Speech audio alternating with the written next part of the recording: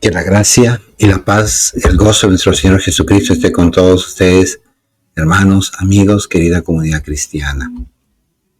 Ya desde los tiempos de Jesucristo nuestro Señor, el demonio había introducido su humo de mal. Así es. No es que ahora la iglesia esté siendo atacada por el demonio. Todos los 20 siglos de la iglesia está siempre ha sido atacada por el demonio en diferentes momentos. Las herejías ya las vemos surgir desde el tiempo de los apóstoles. El siglo I, con Marción, que quiso eliminar variedad, el Antiguo Testamento y variedad de libros del Nuevo Testamento. Luego Arrio, allá a principios del siglo IV, que introdujo esta idea que Cristo no era Dios. Y así sucesivamente. Llegamos al inicio de la Edad Moderna, que se introduce todas estas formas de ver parcialmente la Biblia con el protestantismo. Por ejemplo, hacen notar ellos que el hombre se salva solo por la fe, sin que las obras sean un factor importante, además de la fe, que solamente cuenta la escritura, pero no la tradición oral que dejó Cristo, nuestro Señor, entre los apóstoles, y esto que la transmitieron sucesivamente a los obispos y estos a las otras generaciones. Ahora también en los tiempos modernos, también el humo del mal del demonio se está introduciendo. Recordemos cómo es que la iglesia que estaba en gestación en los tiempos de Jesús ya estaba siendo influenciada por el demonio, por el egoísmo, por la soberbia, por la traición. San Juan nos muestra ahí en el capítulo 13, en el versículo 2, cómo es que el demonio ya se estaba apoderando de uno de los apóstoles. Nos dice el texto: estaban comiendo la cena. Miren, la cena, estamos hablando de la primera misa, la cena, y el diablo ya había depositado en el corazón de Judas Iscariote, hijo de Simón, el propósito de entregarle. Palabra del Señor, gloria a ti, Señor Jesús. Había depositado en el corazón de Judas Iscariote, ¿no? Era el propósito, la idea. Judas bien pudo haber luchado contra esta tentación. Los apóstoles, vemos que en el momento de la hora de nuestro Señor Jesucristo van cayendo. San Pedro lo niega por debilidad, por miedo. El resto de los apóstoles lo abandonan también por miedo, por debilidad. Pero aquí Judas cae ante la tentación que había sembrado en su corazón el demonio. Y entonces aquí estamos viendo de que no es solamente ahora en nuestros tiempos en que los escándalos que se han dado entre nuestros queridos sacerdotes, entre algunos de ellos, obviamente le ha hecho bastante daño a la iglesia por el escándalo. La gente ve mal a la iglesia. Pero también estamos notando que están surgiendo ideas que vienen del mundo y que se están introduciendo con apariencias de progresismo dentro de nuestra amada iglesia, ¿no? Entonces, y se tratan de acomodar estas ideas. El demonio es padre de toda mentira y envuelve las cosas malas en apariencia de bien. Eso es lo que nos enseña San Pablo ahí en la segunda carta a los Corintios, capítulo 11, versículo 14. Nos dice: no hay que maravillarse, pues Satanás se disfraza de ángel de luz. Palabra de Dios, te alabamos, Señor. ideas diabólicas con apariencia de bien. Ahí tenemos el buenismo, que muchos creen, están enseñando que Dios es misericordioso, pero que nosotros más bien pareciera que fuéramos más misericordiosos que Dios, porque hacemos ver que Dios va a salvar a todos, hasta los más pecadores. Y eso no es así, porque Cristo nos enseñó que hay ovejas que hicieron el bien y hay cabritos que hicieron el mal, y que estos pues van a ir al lugar del infierno. Entonces vienen acá a surgir estos falsos respetos humanos, de no querer herir a las personas, de no decir la verdad por no herirlas, para no herirlas. Entonces estamos dejando que cundan ahí comportamientos indecorosos dentro de la iglesia. Entonces, incluso podríamos creer que se pueden bendecir relaciones pecaminosas. Podemos bendecir sí a una persona incluso que se encuentra en grave pecado, eh, por alguna necesidad, y la persona lo está pidiendo y lo necesita, porque todos necesitamos de Dios, de la bendición de Dios.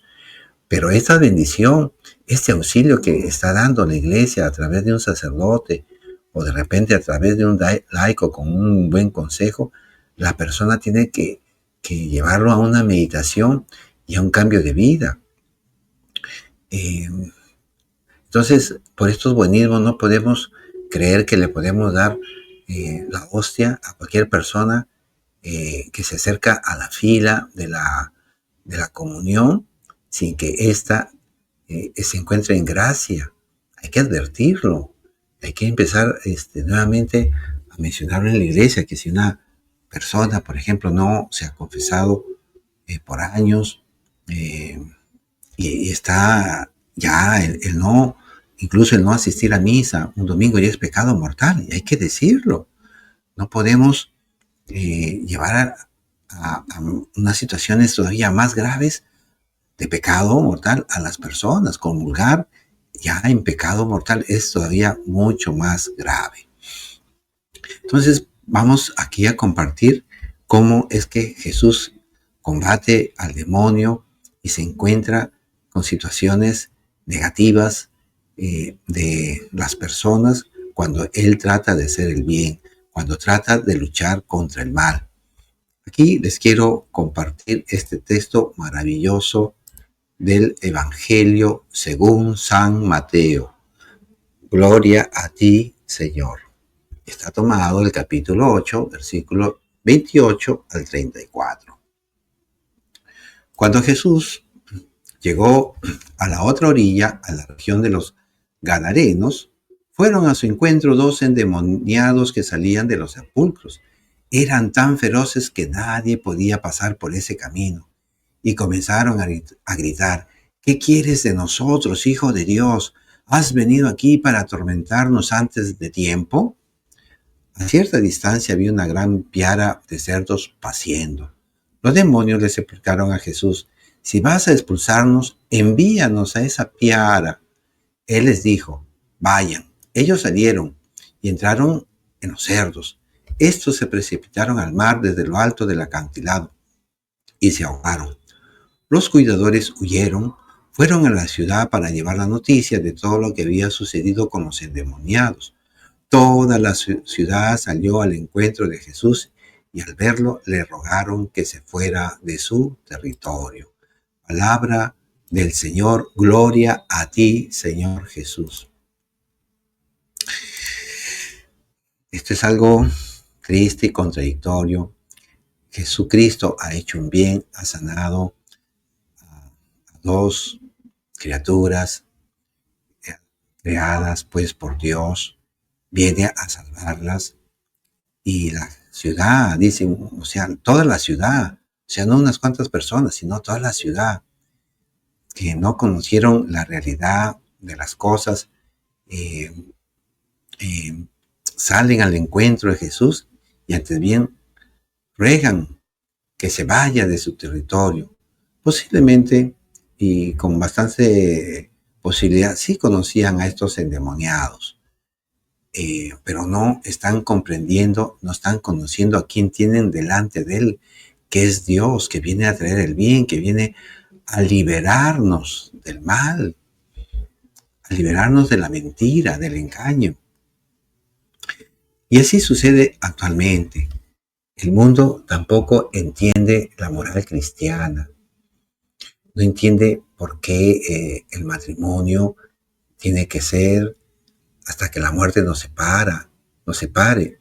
Eso no quiere decir que si algún esposo, algún cónyuge está siendo afectado por el otro de manera agresiva, grosera, como por ejemplo eh, violencia familiar, violencia física o moral, o peor, una infidelidad, un adulterio, ciertamente no cabe ahí el divorcio, pero sí la separación. La persona tiene que salvaguardar su vida ante la violencia familiar y también su psicología, si es que está sufriendo de adulterio. Obviamente, la persona afectada tiene que mantenerse en castidad, no puede juntarse con otra persona sentimentalmente, porque eso es caer en pecado. No existe el divorcio. ¿Y por qué el matrimonio es así? ¿Por qué el matrimonio cristiano y todos los matrimonios deberían ser así? Porque simplemente el matrimonio como sacramento es un camino para crecer en el amor. Si no podemos amar ahora 10 años, 20 años, 30 años, eh, no soportar las deficiencias de la pareja, de no poder evolucionar positivamente en el amor al otro, en la fidelidad al otro. Entonces, ¿cómo podríamos ganarnos la eternidad si ahora no sabemos amar? Estos son los tiempos de amar acá. Por eso es que Cristo nos va a enseñar que tenemos que amar incluso al que nos odia, al que nos persigue. Tenemos que rezar por esas personas. Si está sucediendo, por ejemplo, así en un matrimonio con estos hechos y de repente otros también tristes, hay que rezar por el cónyuge, hay que rezar por los hijos para que estos tampoco se desvíen. Y a veces habrá que rezar por algún amigo, algún conocido. Tenemos que rezar por aquellas personas que están endemoniadas, por aquellas que están atrapadas en el satanismo, en la brujería, en el esoterismo, eh, y otras aberraciones, y otras con apariencias de bien, como la masonería, por ejemplo. Tenemos que rezar por esas personas, por aquellas que están atrapadas en la prostitución, en la masturbación, en la pornografía, en el adulterio, en la fornicación. Tenemos que rezar por esas personas. Entonces, el mundo no entiende nuestra moral. Tenemos que mantenernos castos, puros en nuestra mente, en nuestro cuerpo. Nuestro cuerpo es sagrado, no lo podemos entregar a una prostituta, a cualquier mujer, a cualquier hombre. Las relaciones entre personas del mismo sexo, ya de por sí que son desordenadas, también van contra eh, la belleza y la pureza del cuerpo y del alma y de la mente de la persona. Dios nos ha creado a su imagen y semejanza, por eso es que tenemos que mantenernos santos. El mundo pues no entiende nuestra moral porque no la ha examinado a profundidad y ataca pues lo que conoce mal. Y ahí está esta falacia del hombre de paja. Se han inventado leyendas negras en contra de la iglesia, invenciones, calumnias, como por ejemplo esto de la Inquisición. Obviamente la Inquisición para su tiempo fue una categoría jurídica para su tiempo y no la podemos ver con los ojos del siglo XXI o con los tiempos y y con toda la doctrina jurídica de estos tiempos. No podemos caer en ese anacronismo. Para aquel entonces la Inquisición se convirtió en una institución de la iglesia que sirvió para proteger los derechos de las personas, que no fueran acusadas falsamente de herejía. Y si la herejía se castigaba, era porque toda la cristiandad ¿no? Toda la Europa cristiana cuidaba la sana doctrina, cuidaba el orden social, pero estas falsedades contra la iglesia le ha hecho mucho, mucho daño al mundo. Ha alejado a la persona de recibir la gracia de Dios, la vida de santidad de Dios y de crecer en esta vida hermosa, esplendorosa, moral, cristiana, de amar al cónyuge, de ser, por ejemplo, uno para el cónyuge y el cónyuge para uno. No caer en esta promiscuidad que promueve ahora el mundo. Y nosotros, todos sacerdotes y laicos, tenemos que trabajar por esclarecer la verdad, por luchar por la verdad. Los padres de la iglesia de los primeros 6, 7 siglos eh, lucharon contra las herejías, hicieron gran apologética de la verdad teológica y de la verdad moral de la iglesia. Santo Tomás Moro, por ejemplo, ahí en el siglo XVI, luchó y promovió la moral cristiana frente al rey Enrique VIII, que lo mandó a Tomás Moro a morir, mártir de la política, un mártir, un santo, Santo Tomás Moro.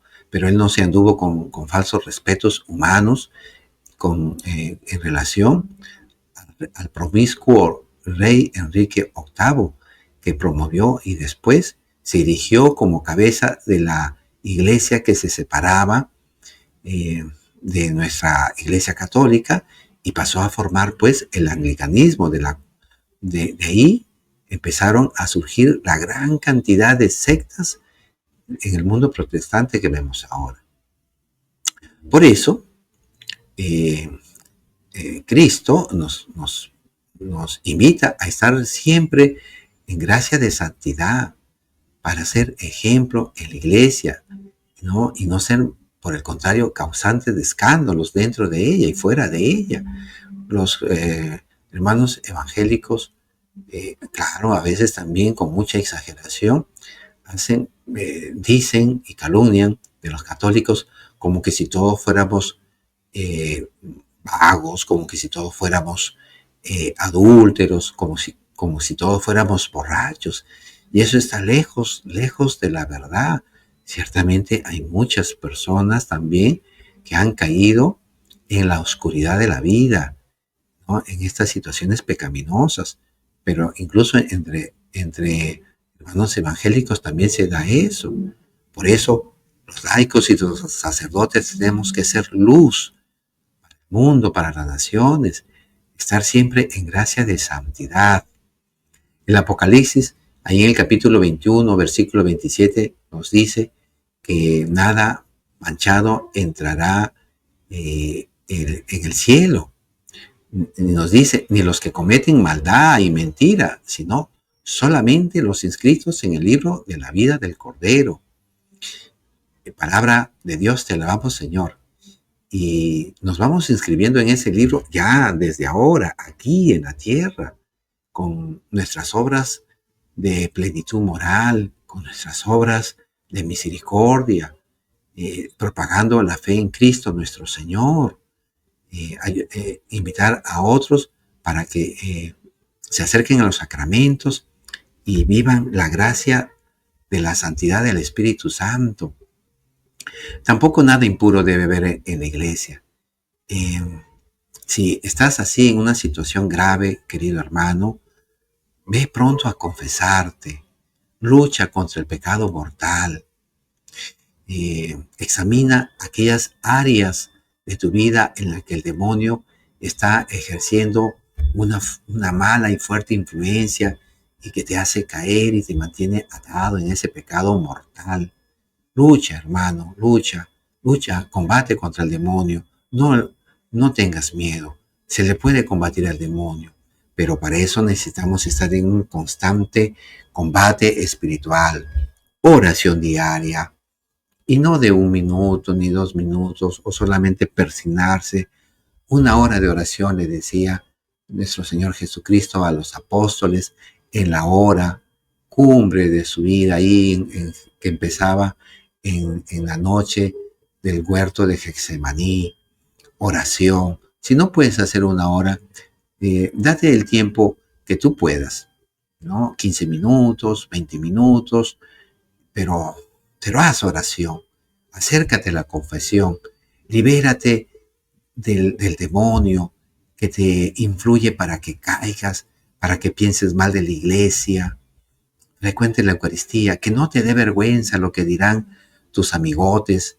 No, ahí está Cristo, cuerpo y sangre, alma y divinidad, para que tú seas un hombre de nivel, una mujer santa, lectura asidua también de la Biblia. Date tiempo, empieza de repente con una parte del Evangelio, y así estarás combatiendo el demonio, y así lo estaremos alejando de la vida de la iglesia.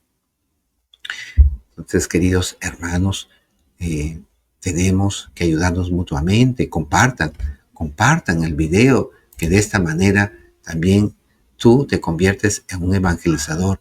De esta manera tú estás combatiendo al demonio en tu vida. Que el Señor Dios Todopoderoso alumbre su rostro sobre todos y cada uno de ustedes, sus negocios, sus familias, sus trabajos, su salud, y les dé esa fortaleza para rechazar todas las tentaciones del demonio. Bendiciones, queridos hermanos.